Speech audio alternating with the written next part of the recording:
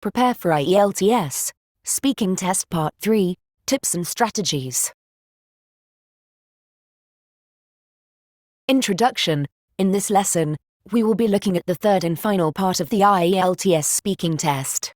This lesson is part of the Prepare for IELTS course.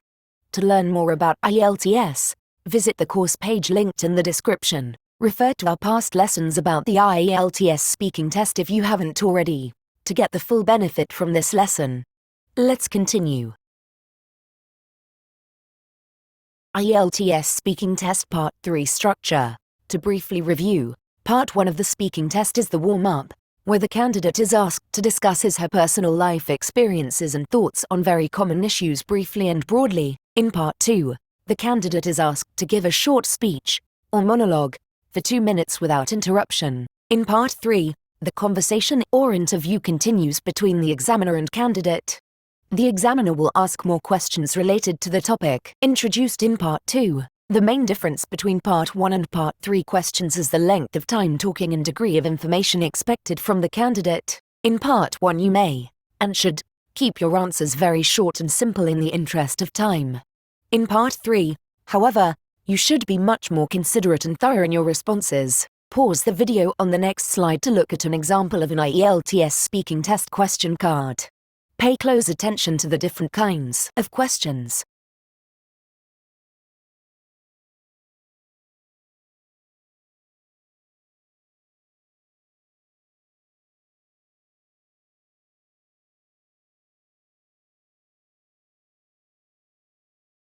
As we can see, the Task 2 topic asks you to speak about a well-known person that you like or admire. Part 3 questions continue in this line of thinking, inviting you to talk about national celebrity figures and the topic of fame, its benefits and drawbacks, etc.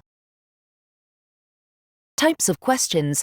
IELTS evaluates learners for their communicative skills.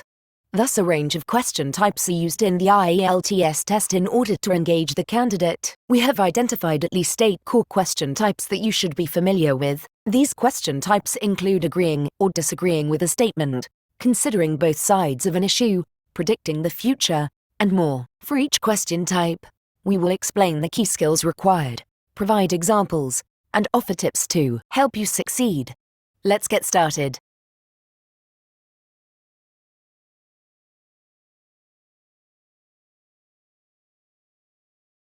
Agree or disagree with a statement. This question type asks you whether you support or oppose an idea. Remember the general rule: to support your answer with at least 2 points of evidence, which can include facts, reasoning, explanations and/or examples from your life. Consider how you would answer these example questions in the upcoming slides. Do you agree or disagree that students should be required to learn a foreign language in school? Yes or no? Why or why not? Some people believe that education should be about memorizing the important ideas and events of the past. Do you agree with this view? Articulate the perspectives of others. Unlike agree or disagree questions, this question type asks that you demonstrate your abilities to relate to others and how they think and feel in their circumstances. This question type may ask you to use your imagination to think about a topic in a way that you have never thought about it before. You may be asked to give supporting reasons for an argument that you personally object to. Try to remain impartial in how you answer these questions. Remember that you are not asked to talk about your personal opinions when responding to these questions. You are asked to articulate the perspectives of other people. Some believe that school uniforms should be mandatory. Why do you think they believe this?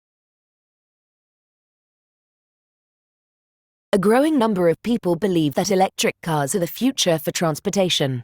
Why do you think that is? Consider 2 sides of an issue. Whereas the previous set of questions asked you to articulate the perspectives of one group of people, this question type asks you to look at an issue from at least 2 opposing perspectives. Discuss both sides of the debate in equal measure. Remember that you are not asked to lend your own opinion to the question. You are being evaluated on your ability to report on an issue in an organized and unbiased way. Free education is an issue that has its supporters and opponents. What are the arguments given by each side? Some would say that tourism brings a lot of benefits to a local area, others strongly criticize it. Could you talk about why there are two sides of this issue? Evaluate something in terms of its advantages and disadvantages. Advantages and disadvantages questions closely resemble the previous question type, considering two sides of an issue. The difference here is that you are invited to talk about the issue from your own perspective and offer your own opinions about it. Unlike agree and disagree questions, that ask you to choose one perspective only, agree or disagree, this question type permits you to talk about the topic from both sides, weigh the good and bad aspects of a topic and come to a conclusion based on the evaluation. Do the advantages outweigh the disadvantages or not? Is it better to travel alone or with a group of people? What are the advantages and disadvantages of each? What are the pros and cons of working in a large corporation versus a small business? Make a comparison. A make a comparison question asks you to identify and present the similarities and differences between two or more topics, whereas advantages and disadvantages questions ask you to evaluate the good and bad aspects of a particular topic and come to a positive or negative conclusion. Make a comparison questions are asking about points of commonality and dissimilarity. Typically, these kinds of questions will ask you to consider how things have changed socially or technologically over time. What are the differences between the ways people communicate now, to the way that people used to communicate in the past? What are the ways in which living in the city are different to living in the countryside? Make a generalization about a topic. To make a generalization about a topic, or to talk about an issue in general, means to make a claim or state your view, based on your observations and feelings, before going into specifics about the topic. Why do you think some people don't like to read books? Why is it important for people to be physically active? Offer an opinion and explain your reasons for holding a particular point of view. Express your stance on a topic and provide reasons or evidence to support your opinion. If we compare questions that ask us to talk about a topic in general versus offering an opinion, what we will see is that the former question type asks us to give our response as if it were fact. We draw from common sense life experiences when we provide our response. Lengthy explanations about our responses are not required here. Questions soliciting our opinion, conversely, also require from us our reasoning and points of evidence to help the listener understand why we hold the opinion.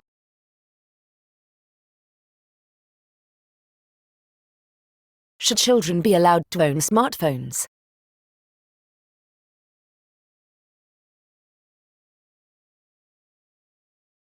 In your opinion, what is the greatest environmental concern?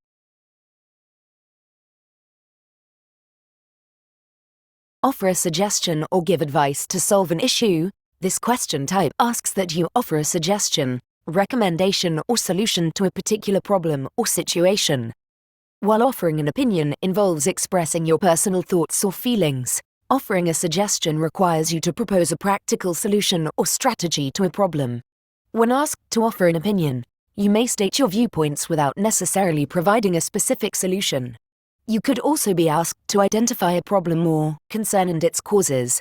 Questions that ask you to offer a solution allow you to talk about what kinds of solutions have already been proposed by others. Conversely, you may be asked to give advice based on your own experiences. Pay careful attention to the question to determine what kind of response you should provide. As always, remember to support your answers with some reasoning as to why you would offer your suggestion. What advice would you give for maintaining healthy friendships that can last a long time? In what ways can city planners ensure that cities remain safe? Predict or speculate about the future. This final question type asks that we try and make an educated guess about what will happen in the future based on current trends. This question type invites you to be as subjective and imaginative as you like. Remember, however, to keep your answer brief and optimistic in tone. How do you think technology will influence our way of life in the future? What do you think homes of the future will look like? Multiple choice assessment. In this next part, you will be presented with a question that accords with one of the 9 common question types discussed throughout this lesson. Try to match the numbered question on the left to its corresponding question type on the right. Write down your answers and check with the solution provided at the end of this quiz. What are the differences between the ways people communicate now to the way that people used to communicate in the past?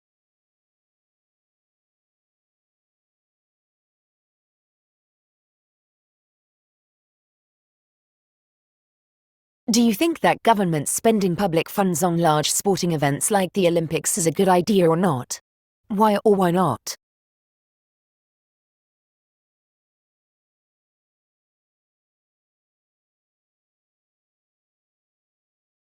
What are the advantages and disadvantages to online learning?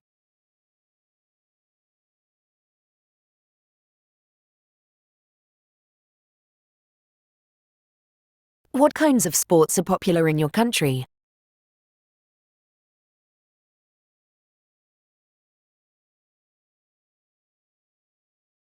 What common challenges do immigrants and refugees face when resettling in a new country?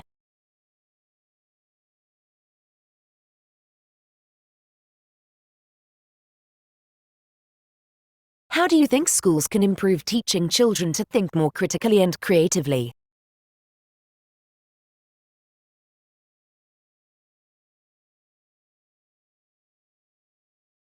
To what extent do you feel that convenience foods will replace traditional foods in the future?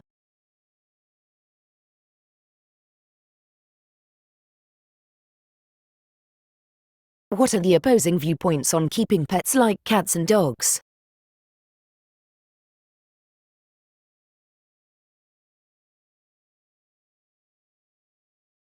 Do you think that it's possible for artificial intelligence to have awareness and feelings like humans do?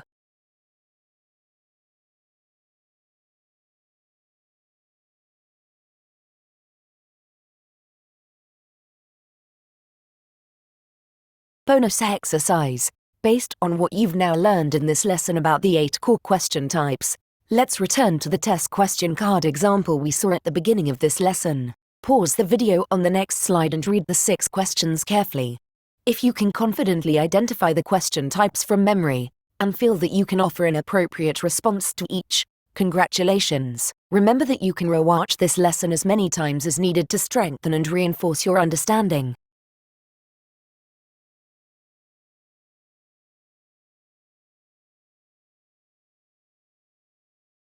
Thanks for watching. Hopefully by watching this lesson you have learned how you can effectively prepare for the IELTS speaking test and improve your communication skills overall. If you enjoyed this video, remember to follow this channel for regularly posted content. Check out the many other IELTS and academic English skills lessons and courses offered. Leave me a question or comment or just hit the like button to support my efforts. To get the downloadable materials for this lesson and to reach me for a consultation and become a VIP member, write to me or go to www.practicalenglishwithdarcy.blogspot.com.